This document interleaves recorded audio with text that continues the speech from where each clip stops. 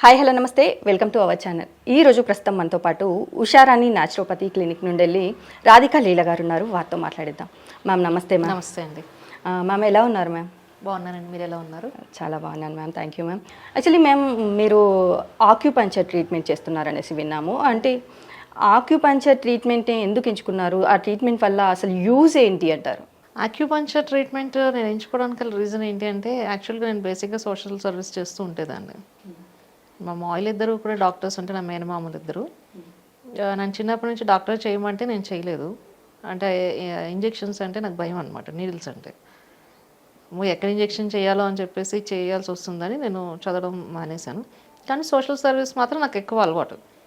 హైదరాబాద్ నేను 2012లో వచ్చానండి ఇక్కడికి.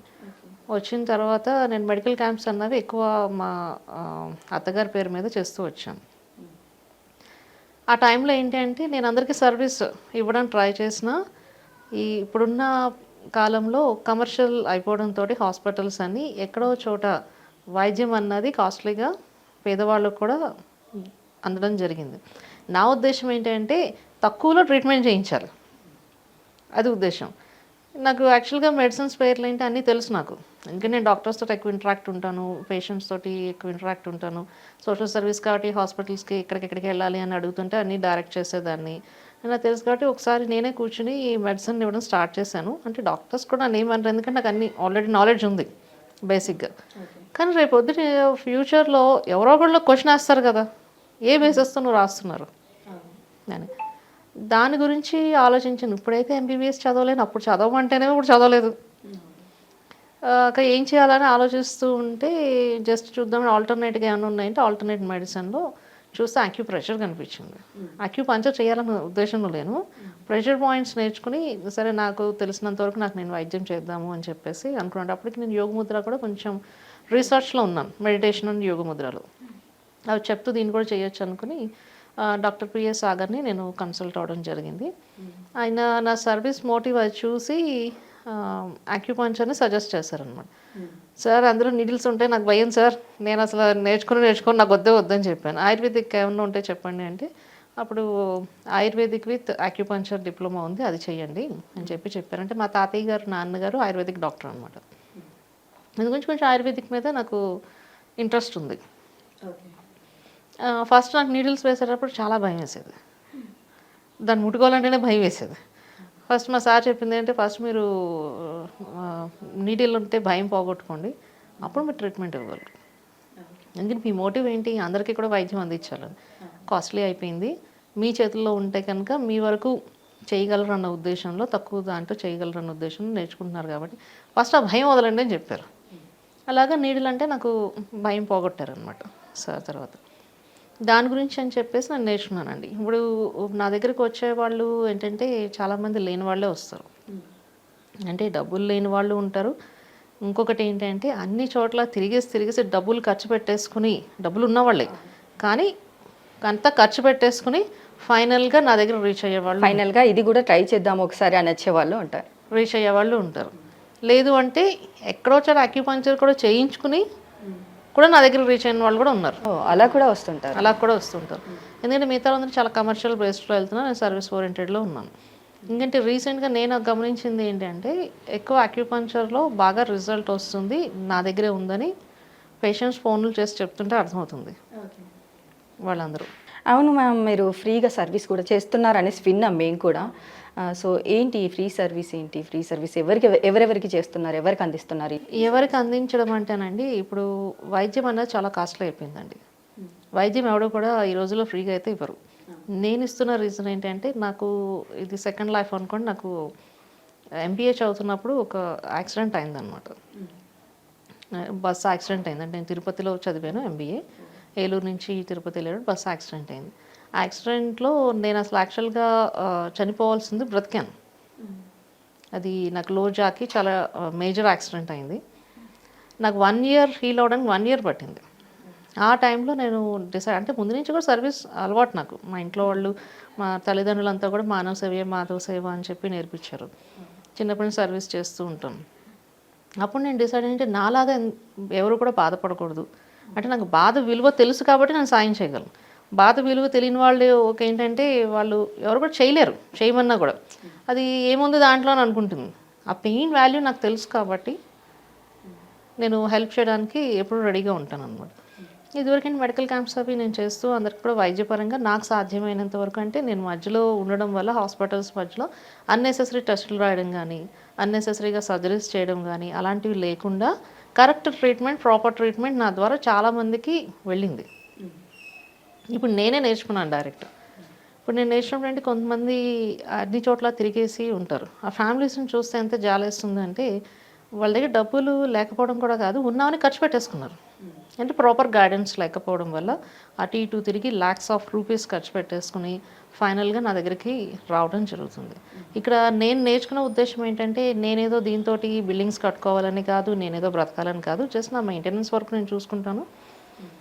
మిగతాదంతా కూడా సర్వీస్ పర్పసే చేయాలనే ఉద్దేశంలో ఉన్నాను. ప్లస్ ఏంటంటే ఇక్కడ నా క్లినిక్ ఏంటంటే రుహానీ యూనివర్సిటీ కమ్ హాస్పిటల్ కింద అందరికీ కూడా ఉపయోగపడాలని ప్రయత్నిస్తూ ఉంటాను. ఇక్కడ స్వయంగా పరమాత్మ ట్రీట్మెంట్ చేస్తున్నారన్న భావంతో చేస్తూ ఉంటాను.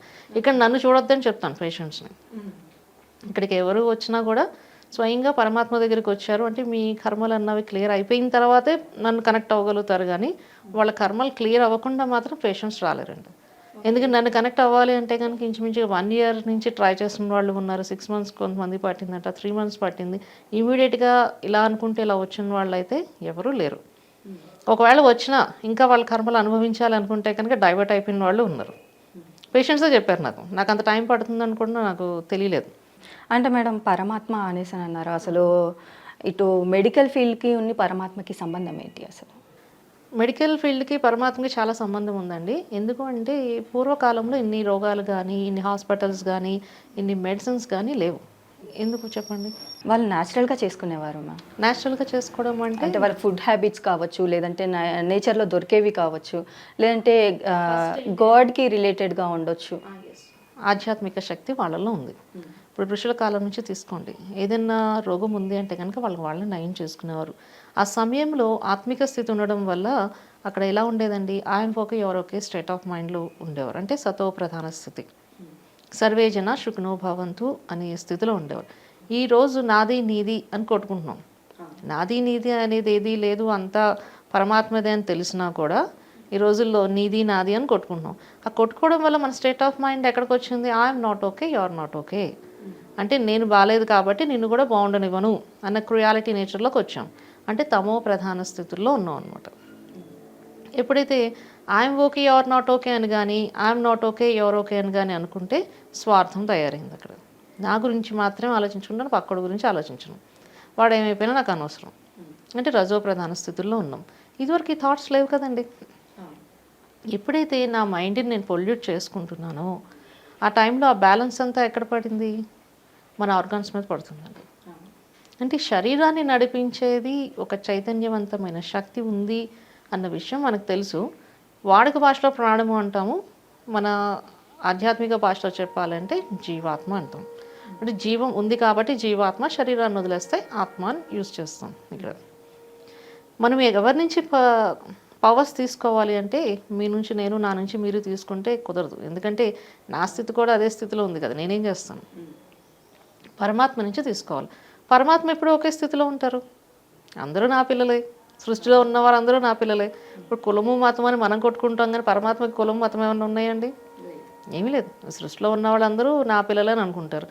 మనము ఇక్కడ ఏంటంటే భగవంతుని నుంచి మనము దూరం అయిపోయాం. అంటే తండ్రి స్థానంలో మనం చూడాల్సిన భగవంతుడిని కూడా చూడకుండా మనం ఎక్కడో కూర్చుని నాకు ఇది కావాలి, అది కావాలి, అత్యాశలు ఎక్కువైపోయినాయి. దానివల్ల ఏమవుతుంది? బాడీలో ఆర్గాన్స్ అన్నీ డీయాక్టివేట్ అయిపోతున్నాయి. ఇప్పుడు పంచభూతాలు ఉన్నాయండి, ఎంత డిస్ట్రాక్టివ్ అయిపోయింది. మీకు ఇంకొకటి చెప్తాను, చాలా క్లియర్గా అందరికీ అర్థమయ్యే రీతిలో. డయాలసిస్ పేషెంట్స్ ఎందుకు ఎంతమంది ఉన్నారు ఈ రోజుల్లో? ఎందుకు తయారవుతున్నారు? బిఫోర్ ఎప్పుడన్నా విన్నారా మీరు డయాలసిస్? చాలా తక్కువ ఉండేది మ్యామ్. ఈ మధ్యకాలంలో చూసినట్టయితే ప్రతి ఒక్కరికి డయాలసిస్ అనేది కంపల్సరీ వస్తుంది. ఎందుకు? నిజంగానే ఎందుకు వస్తుంది అది అసలు? వాటర్ ఎలిమెంట్ తీసుకోండి. అంటే వాటర్ ఎలిమెంట్ అంటే పంచభూతాల్లో ఒకటైన జలతత్వం. ఓకే, ఇప్పుడు జలం అన్నది మన నాగరికతతోటి మనం దాన్ని ఏం చేసామండి? మొత్తం పొల్యూట్ చేసాం. ఆ జలతత్వం మీదే 5 ఎలిమెంట్స్ జలతత్వం మీద మన యొక్క కిడ్నీ బ్లాడర్ పనిచేయడం ఉంది.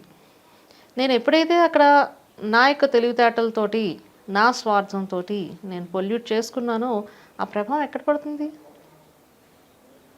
మన బాడీ మీదే కదా. అందుకే ఆటోమేటిక్గా కిడ్నీ డయాలసిస్కి వెళ్ళాల్సి వస్తుంది. అంటే కిడ్నీకి సంబంధించిన సమస్యలు అన్నది వస్తుంది. దాన్ని బ్యాలెన్స్ చేసుకోవడానికి నేను నా ఆత్మలో, నా జీవాత్మలో నేను పవర్ పెంచుకోవాలి, పవిత్రతా శక్తిని పెంచుకోవాలి. అంటే ఒక్కొక్క ఆర్గాన్కి ఒక్కొక్క పవర్ ఉందన్నమాట. ఎప్పుడైతే నేను ప్యూరిటీ పవర్ పెంచుకుంటానో ఆ టైంలో నేను డయాలసిస్కి వెళ్ళకుండా, ఒకవేళ డయాలసిస్ అవుతున్నా కూడా ఎక్కువ డయాలసిస్ వెళ్ళకుండా, సిట్టింగ్స్కి వెళ్ళకుండా తక్కువ డయాలసిస్లో నన్ను నేను ప్రొటెక్ట్ చేసుకోవచ్చు. ఇది దాని గురించి అని చెప్పి ప్రతి ఒక్కరిని కూడా స్పిరిచువల్ సెల్ఫ్ డాక్టర్గా మార్చాలి. అంటే ఎవరిని వాళ్ళే కాపాడుకోవాలి. పక్కోడు నన్ను వచ్చి కాపాడుతాడు అనే రోజులు ఈ రోజులు ఎక్కడా లేవండి. పక్కోడు నమ్మితే మనం మునిగిపోతాం. మనం నమ్ముకోవాలి, భగవంతుని నమ్మాలి. ఓకే మ్యామ్, అసలు ఆక్యుపంచర్ ట్రీట్మెంట్ యొక్క స్పెషాలిటీ ఏంటి, అసలు పరమాత్మతో మనం ఎలా కనెక్ట్ అయ్యి ఉండాలి అనేసి చాలా బాగా చెప్పారు ma'am. Thank you so much ma'am.